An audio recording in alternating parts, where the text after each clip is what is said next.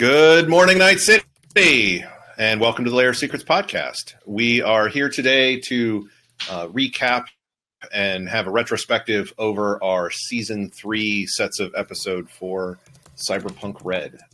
We're not done with the campaign yet, but since Season 3 is closing up, thought we would go ahead and talk about the campaign, talk about our characters, talk about where we want to see things going. Anyone have anything to start us off with other than Zoe and Zeke? It's always good to get their commentary, right? Yep. So, yeah, Chris? Well, David. We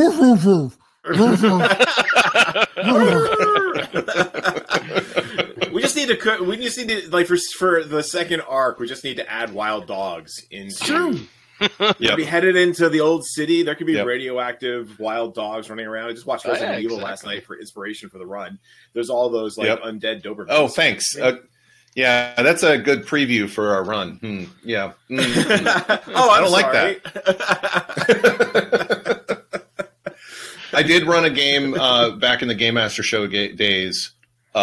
We were gaming outside on our deck, and it was at night.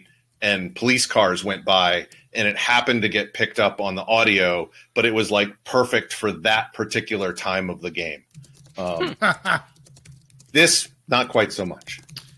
Anyway, on a serious note, yeah. So let's kick this off. Let's start with like our characters. Start with Josh, and say describe your most significant like moment of growth or change in your character so far.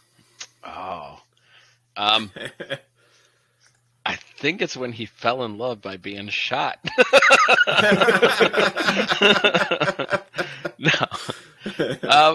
It's hard to say because he has grown because, I mean, you got to see kind of, especially in the last couple episodes when you got to see his home life, you got to see he technically didn't change. He's always kind of been that way. It's just we've never really seen him in his home life until then. What kind of a softie he really is.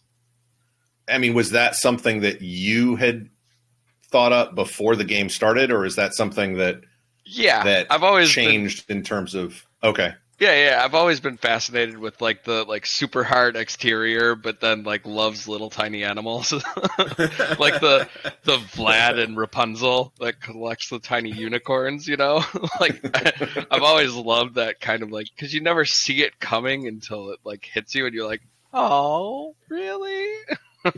Yeah. So I've always like loved that, and then I always thought, what would kind of like when we had the big fight at the disposal place, I guess. Junkyard. Yeah, at the junkyard. I was like, there's two things that I was thinking. I was like, what would his nemesis look like, and what would the love of his life look like? And then when they had their like little duel, I was like, oh, I think he just found both.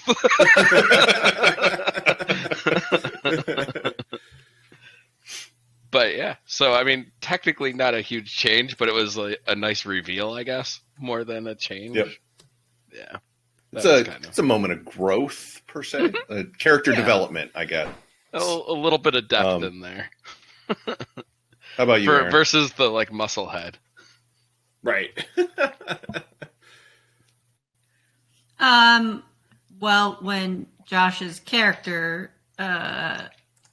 killed in a way that she didn't feel was needed, Oben was not happy with killing when she felt like they had a clean getaway, and that's her rock, and she's gonna die on that rock. She felt like they had a clean getaway, and she felt like she could have done it, and she could have driven them out of there because there was no helicopter anymore, so she could have put distance between her and that problem. But then there's blood on the ground, and that's a debt that has to get paid. Kind of a thing. So you can't kill people, and that's not a debt. So that created a debt for all of them. And then APT was like, meh, it's Tuesday. That really changed Omen a little bit because she was really unhappy about that. But APT was like, "It's Tuesday, get over it." It was going to happen. We were going to do this. So I don't know. APT's kind of like wisdom in that to not sweat this. I don't think it is small stuff, but to not sweat it so much and to just handle it as it comes and not get too reactionary was like a bonding moment. Omen was like, okay, I really respect you now. And you've seen that in Omen's reactions. She's really respecting APT and she's putting her like, you're shotgun. Omen's not a woman of a lot of words. She's not somebody who connects with her emotions a lot. She's efficient, get it done. But when she does things, they may seem kind of small, but she's doing them. So yeah, that's my part. On APT's part, I have what you could call a rich inner life. And so I have this whole backstory to APT before she comes into the game. And APT's view on life is terribly pragmatic and bleak because of a tragedy she recently suffered where her girlfriend was killed. And so this job is the first job with other people that she's taken since that happened. And so the bonding that's going on within the group, especially with Omen, but when she's poking fun at Bob, it's partially irritation and partially almost sibling like. She's starting to, she hasn't quite figured out Atlas yet. She hasn't quite figured out Shake and Bake. But it's been this slow progression of she wants to be useful. She wants to be respected. And she also knows that there are no light paths in Night City. She's got that kind of bleak point of view that you get from edge runners and everything else. So the fact that she's learning to work with people is like the arc that is happening right now. She's also finding that, the fact that her skills are of use to people and she's not just doing it on her own is really important. So again, you kind of, so just like with what Josh was saying, you see a little bit of APT's life, which is, alone with a bunch of computers in a container, but then her background as a former nomad comes out when she goes to the nomad camp. And that's one of the reasons she's bonding with Omen, is because this is good and familiar, wistful, but also hopeful. So there's a lot going on for APT at the moment. Something she lost and hopefully might be able to regain at some point. Or at least is certainly willing to be, if I say happily melancholic about it, does that make sense to you? A little bit. Just that kind of warm feeling for something that's gone that you don't think you're going to have again, but it's nice to see for other people. I think they call that goth. Happily melancholic. It might fit. So yeah. I'm really enjoying the game and the character. It's the most, I tend to run more than I play. So being able to pour my imagination into this character has been really great. Cool.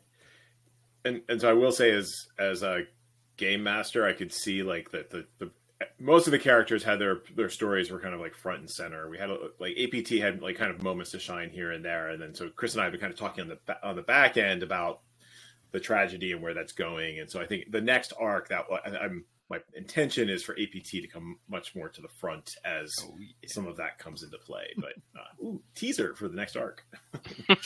Cool. For Bob, I was kind of wondering how in the heck a media would play in Cyberpunk Red.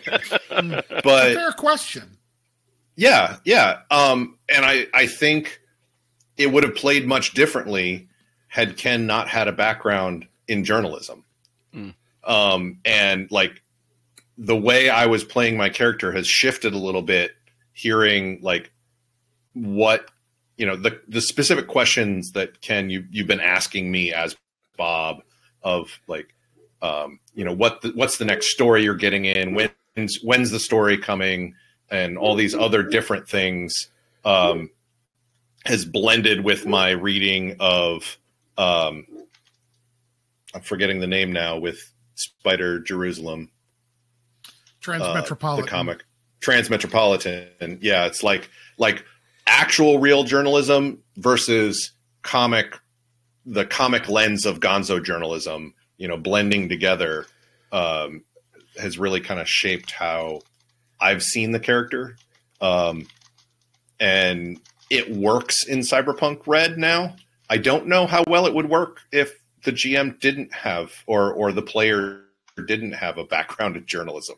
You know, it's like, I'm not sure how well that the media would work. I'd be interested in hearing how other players played medias in the past.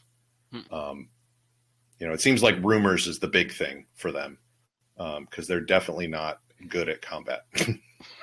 Yeah, I think. Well, I think they can be, but I think as the game master, I think the key with the media too is that you have to lean, like, well, for any character, but you have to lean into their role, right? So that there should be some sort of media ecosystem in Night City and in Cyberpunk Red in general that you're feeding into, that we've been building up with. Like, so you have an editor, you have like markets that you're trying to break into. There are scream sheets. We do talk about the scream sheets, right? Like your adventures show up in the scream sheets. So I think I guess maybe that's some of my like media background coming into play, but like making sure that there's an ecosystem for the media to play in. So it's not just random rumor shows up, unless your media is more of a, like, I'm the guy who's just down in the pub and like, you know, crawling around the streets looking for like little tidbits. But even then, like if you're playing up I have a following and I'm trying to do that, right? Like I think you look to YouTubers for experience, for inspiration. Yeah. I think nowadays with the YouTube and all the Instagram, et cetera, influencers and stuff out there, the role of a media in Cyberpunk Red could be a little bit different than it used to be when Cyberpunk 2020 originally came out. A little less max headroom, right? Like I think that's like a little less max headroom. Yeah. 1 minute of like police beating this one guy and put it on TikTok. Yeah. And honestly, like people who played Cyberpunk back in the day probably knew about max headroom, but max headroom was pretty niche back then too. Yeah, this is true. Except for like, what was it? The Pepsi or Coke commercials that he was on. So, yes. Right now. So I guess what has been the most surprising plot twist for everybody? Oh. I mean, there haven't been huge plot twists, but that, you know, in my mind, like not M. Night Shyamalan sort of plot twists, but you know, there have been some twists and turns in terms of. I don't know if it's not so much a plot twist, but it was more a delightful thing that Josh did with his character, having Atlas work with the local church. Yeah. I thought that. So one of my criticisms of Cyberpunk in general, and it's something that I'm writing into my new setting, is they completely ignore all religions and all spiritual stuff. Now, part of that is the nihilistic tone of the genre, but that's not how humans actually are. And if humans are going to find hope in a bleak place, there's going to be religion involved.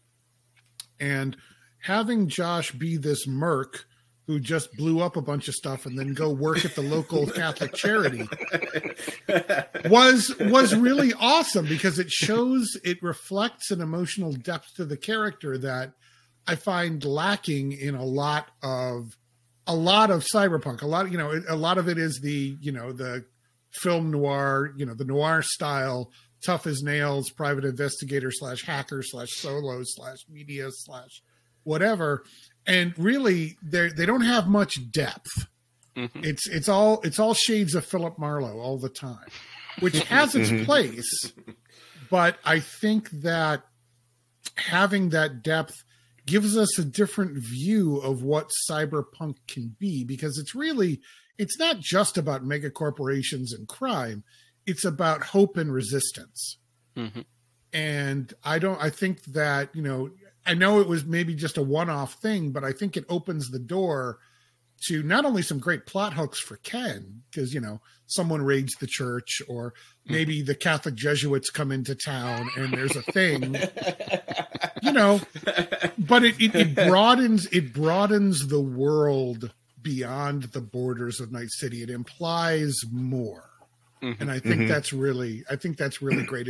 I felt very similarly about when Omen's background had sea nomads, which is a thing in Cyberpunk 2013 and 2020 that I just learned about. There's a whole thing, and Aaron, I should send you the articles that I've read on this. But a whole thing about the floating cities out on the ocean and the stuff under the water and the fact that there are nomads out on the sea. There's a rich background there that does not really get touched on in Cyberpunk Red, and definitely not 2077. So yeah, definitely not yet. Yeah, like there's like a paragraph in the Cyberpunk Red book about it. Right. Which, I appreciate that Pondsmith and Telsorian, they've only got so much staff. They can only do so much. But the 2013 and 2020 books have a lot of depth about the entire world that our game links into without meaning to, and gives an awful lot that we could go into. So anyway, that's been like our plots have not been turny, twisty, plot developments. Right. But the character developments that imply a greater world, to me, I think are really interesting. To kind of piggyback off of that, I think the best part about it is the world building that each one of us has done around our particular areas is just like, I loved the greatest thing I guess the biggest plot twist was, I did not think that at the start of that we were going to end up hiding in the nomad camp for for a few days. I didn't see that one coming. I also didn't see us getting a bounty, but that's here or there. But to be able to now we're going to build out this little world of this is how the nomads act, and we're going to build out this little world about this is what it actually looks like in the hacking world and things like that, like when you're actually slicing into stuff. And this is the whole world of we need to get sources, we need to talk to people, this is how we talk to the people, this is who we know, these are our contacts, and we're building out the world of contacts. And on the other side, we're also building out the world of, well, now we have a church and we have a nice little ecosystem over here. And I didn't expect the world to be to grow like that. I figured it was just going to be Scum and Villainy. We do a mission, we go here, we do a mission, we go here, and our characters would develop and stuff like that. But I didn't think our entire world would develop and be built right before our eyes. And I definitely did not expect a speed skating or roller derby. I would say that would be a twist. Yes. So yeah, I mean, just the development of the world around us has been fantastic. And Ken, I mean, that speaks to you too as a GM to just let us grow. Because I guarantee, I think just at a certain point, every one of us has been a DM in a game and has kind of had to build our own worlds, and it's nice to it's very nice to just let them go, I guess, and you want to build it, go ahead, build it. I don't care. Right. What is it you're doing? I'm not going to tell you what you're doing. Right? Exactly. Seriously, what are you doing? How are you reacting to this? Who is your contact? Right. Rather than me just you still have to have some infrastructure to kind of riff off of, but I think it's always great when we can tag the whole roller derby, the whole Rocket Blade tournament and stuff. I had some ideas on that, but then we continued to build it out as we went along. Yeah. I think for me, it could have been it could have been the plot twist because it could have taken the campaign in an entirely different way. And maybe if you guys knew just how poor you were when the offer was made, it would have. Oh gosh. But when Zeta Tech shows up and is like, be our lapdogs, be our corporate agents, help us infiltrate the makers. And you're like, no, which also sort of ratcheted the tension up for that whole scene.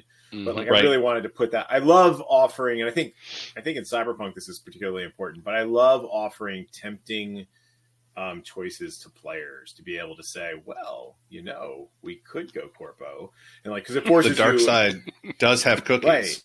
Right. Well, you know, we could, you know, maybe we could do some more good or whatever, right? Like, we're not quite there in the campaign, but I think being able to have the corpos come in and say, hey, look, 10,000 EBs per person is a signing bonus to go turn on the makers. What do you think? I like how it added some tension. And if you guys had accepted, it would have very much flipped how things were going. Yeah. It was and even without, definitely a tempting offer. Yeah, it was definitely a tempting offer. It would have been even more tempting if we knew how little that our payout was going to go after the run.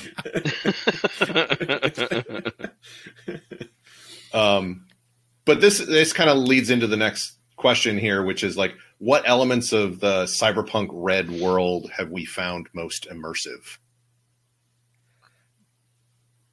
For me personally, I really enjoyed how downtime went. I think that was one of the lessons we learned from Scum and Villainy was we should, because we kind of, this isn't a criticism of David, because I think we all kind of had the same approach to it, was we didn't put a lot of emphasis on downtime, right? Like, we kind of handled it off screen. Right. We didn't role play it because we wanted to get on to the next heist. And so I think very consciously for Cyberpunk RED, I really wanted to use Cyberpunk. I think David and I had talked about that too. I wanted to use the downtime in Cyberpunk. And so I think it was cool to see how those side jobs accumulated. I think the charts are a little basic, but the role playing that happened and the idea that like the consequences of that mission playing out over multiple weeks, where the bounty starts ratcheting up, the rollerblade derby or the rocket blade derby is unfolding, and that's going to have its own interesting things.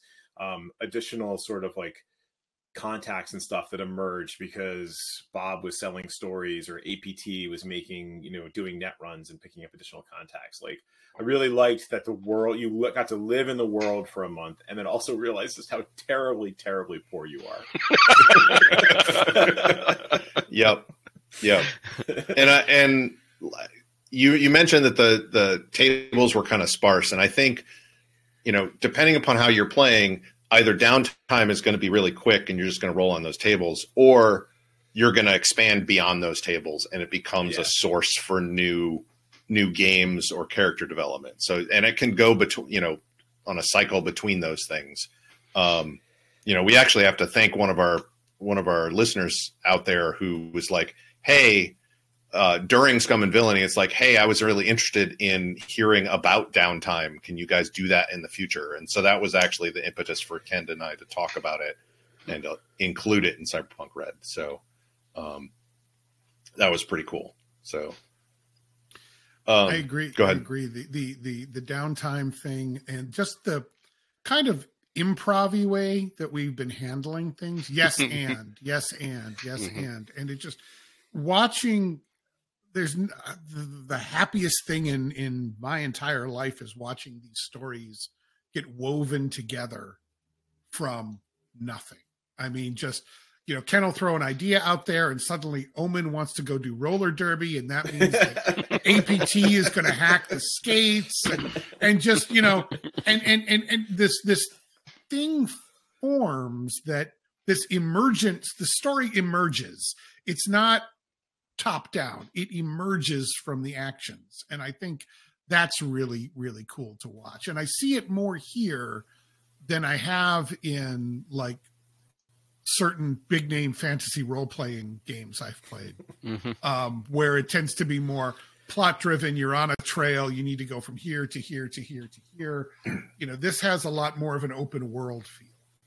I think that's also depends on if you're running a module or if you're running a home game that is just created every week, or, maybe it's a couple weeks planned in the future. But, that's the way that I've normally seen things is if as a GM, and I think Ken's doing this too, is he's definitely doing it with the roller derby side of things, but like seeing what the players do and adjusting the world and where that plot line is going depends on the players' actions. So the players have real agency and real effects on the worlds. It's one of the things that I always disliked about a lot of MMOs and things like that is, it's like, oh, I killed this, huge humongous dragon, last week. Is like the terror of the entire world. Oh, I did that too, or I killed the dragon and yet nothing in the MMO changes. We have consequences to our actions. Yeah. And it's one of the reasons I love the tabletop role playing with actual people is that these things grow naturally. And I will be very sad if this game like ends after like 6 more episodes. I've come to really enjoy this world. I think the other thing I enjoyed, I agree, was this is like the opposite of Scum and Villainy, right? Where there was no heist planning and now there's lots of heist planning. And so hopefully that scratched Aaron's itch. I think I now understand Aaron better as a role player.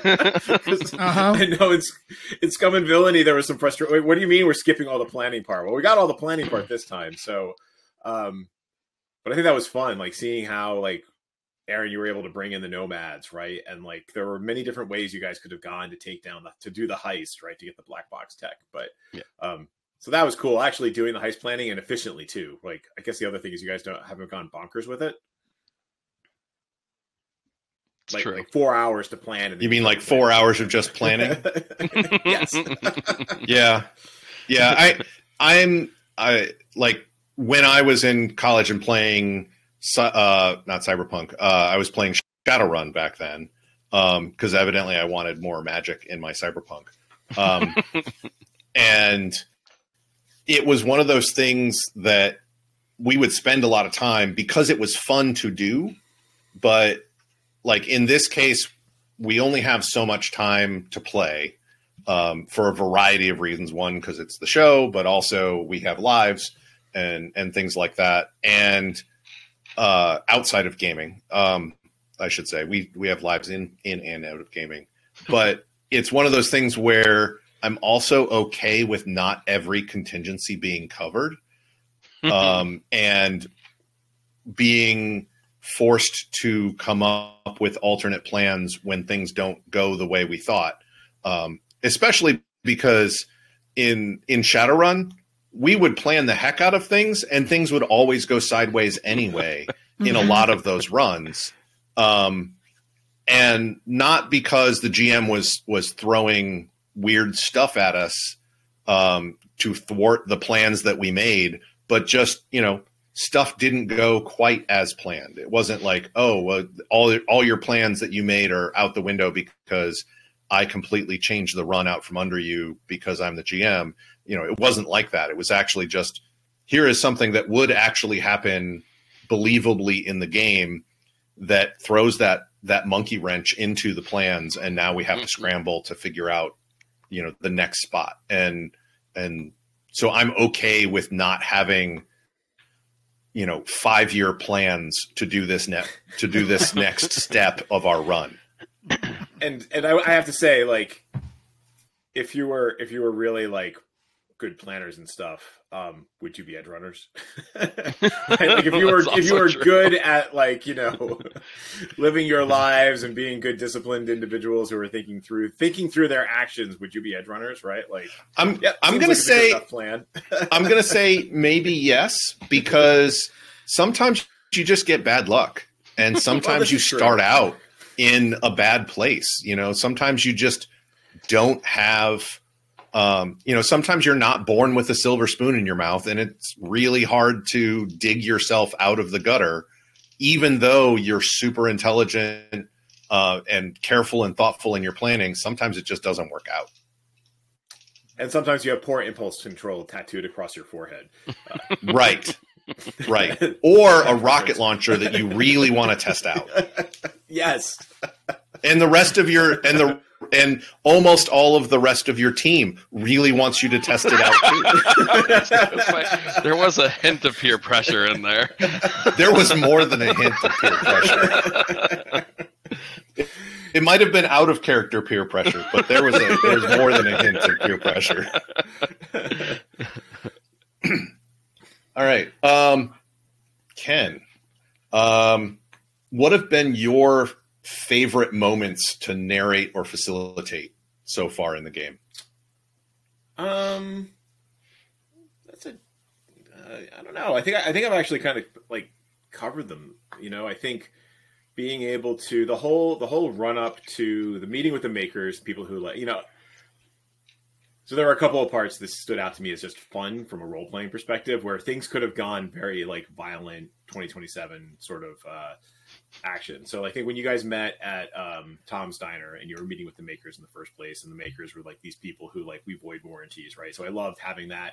I totally like basically stole it from Vervinge and Rainbow's End. But the idea that you have this makers enclave that is voiding warranties was great. The fact that there was a bunch of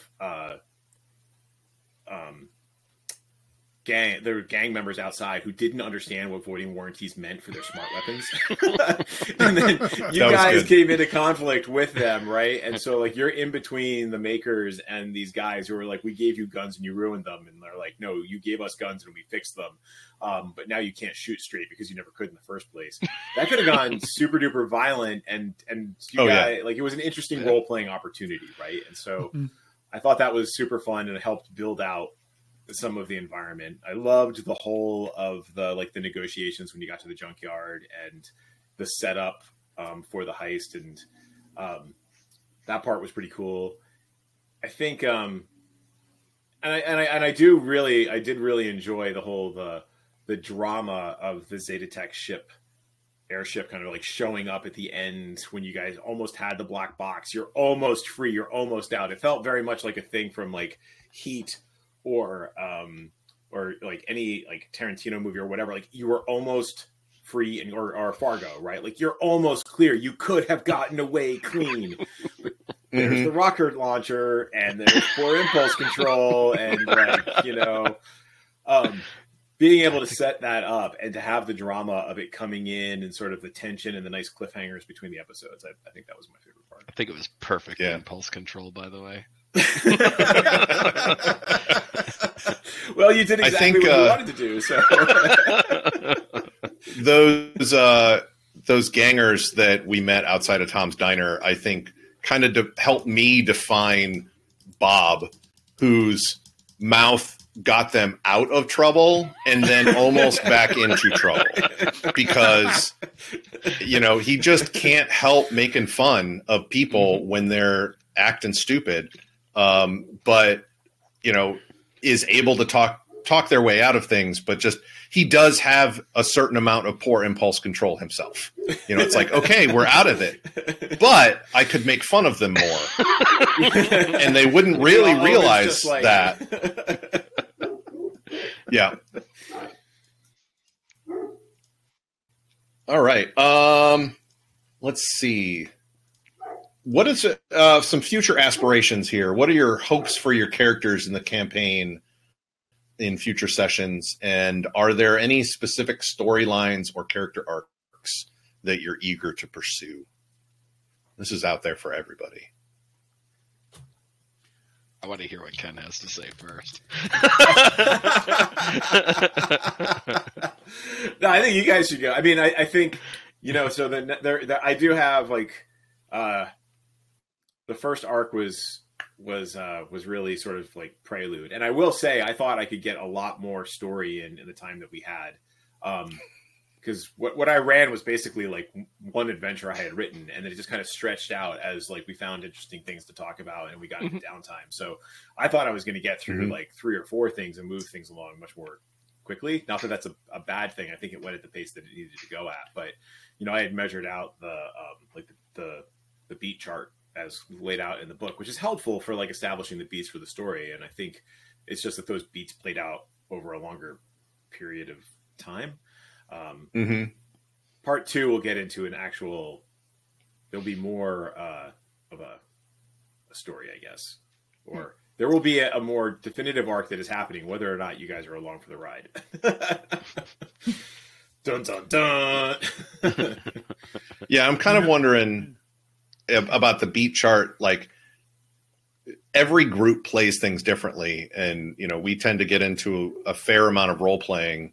And then, of course, combat in Cyberpunk Red feels a little bit more like D&D type combat or older D&D type combat, where it takes a little longer, you know, to get through combat. And so I kind of wonder what the ideal beat chart would look like. Like, what kind of game would that be? And is that type of game a game we would enjoy? You know, some people will totally enjoy it, but that doesn't mean necessarily that we would enjoy it. You know, we might play it differently. So I think also from play testing, we know that combat is deadly. Oh yeah. Like, you get off a few lucky shots, they get a few lucky shots. Net runners are you're dead. Yeah. Like the edge runners are dead, straight up. Yep. Right. Or it is entirely possible that we may have never gotten the shake and bake church scene had the critical rolled a little bit differently. Yeah. Right.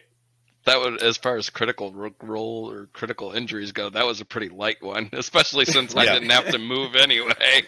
Yeah, you could have lost an arm or a leg in that one. Yeah. Yeah, so I'm then we could have.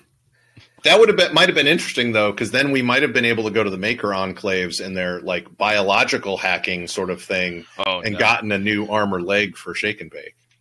Yeah. Free from any corporate new possibilities, right? Like a religious ceremony amongst the nomads as we mourn the passing of Shake and Bake, right? Like, so I am curious to hear what you guys hope to do with your characters going forward. Besides get out of a cube. I want to hear Erin, because we haven't heard from her in a while. I'm interested to see if Omen can resolve her problem with Shake and Bake. Part of why the issue with the whole breaking the clean getaway was such a problem for her is because Omen comes from family, and when you screw over one of us, you screw over all of us. And that is part of what really got to her. Was it wasn't just him that he screwed, it was all of us that now carry that debt. And so I'm kind of interested if she can resolve that, because if family also means that you carry the other person's weight without any, holding it against them, you're with them no matter what. So there's a deep loyalty that even though he screwed up, she's going to have his back. She's not going to leave him out to dry, but she might punch him in the face. I think the fun part about that too is Omen hasn't really talked to him about it. That's either. True. You haven't gone to, like, Bob knows, APT knows, but you haven't actually, Omen hasn't directly confronted Shake and Bake. Atlas has no idea. Yeah. APT kind of put a little bit of a fire blanket on her, with the it's Tuesday. But I'm thinking about Omen as a seafaring person, and it's not, space is a premium there. So having big blowout emotional temper tantrums on a submarine or a ship would not be very kosher to productive sea life, in my opinion. You really can't go and have a temper tantrum and an emotional fit, because you just don't have the space to walk away from one another and cool off. So I can see Omen burying a lot of that fire. And APT also helped with, it's Tuesday, get over it, girl. So I can I thought about those, but does she still carry a bit of a poison seed about that? It hasn't come home to roost yet. She sees the danger, and the bounty keeps going up, but they mostly keep going up on Shake and Bake. I think she's waiting for her moment when the moment crafts that she can help, Shake and Bake realize that taking a life has consequences. And that's really the message she wants, is that you don't take lives without there being a debt. And you really have to think about it before you do it. Does the fact that he was the only one that came out of there with the injury soften that up? Like, yeah, you did something stupid and look what happened. No, that's actually kind of just chance. It could have been anybody that got that injury. They were doing something. They were doing an operation. Any one of them could have been wounded. True. So no, that's just a consequence of doing a mission. The lasting consequence of there's blood on the ground, there's a debt that's owed, and it's owed by all of us, and now we're going to have to see it through somehow. That's the problem. See, now me as a player, I thought, oh, well, I got injured and everything like that, so maybe that's why she hasn't come and said, what were you thinking, done the back of the head slap, I thought it was because, well, he did get hurt and, maybe bird syndrome. I think there was a little bit of that. You can't kick somebody when they're down. There is probably a slap in the back of the head coming, but she's waiting for her moment of, see, this is what you get. That'd be an interesting conversation. I'm going to say let's leave it at that. And wherever you guys happen to be listening or watching this, like, subscribe, leave a review, comments. Please leave comments because we want to talk with you guys. If you go to layersecrets.com, all our links are there. You can even join our Discord and ask us stuff directly. And we're given scheduling and such, we're taking a break during the month of December, and we will be back in 2024. So we're still doing recording stuff. We're getting a backlog so that we can still do this weekly thing. But thanks, everybody, and we'll see you soon. You guys ready? The dogs are ready. You couldn't have timed it better, David. That was awesome. You can't write this kind of comedy.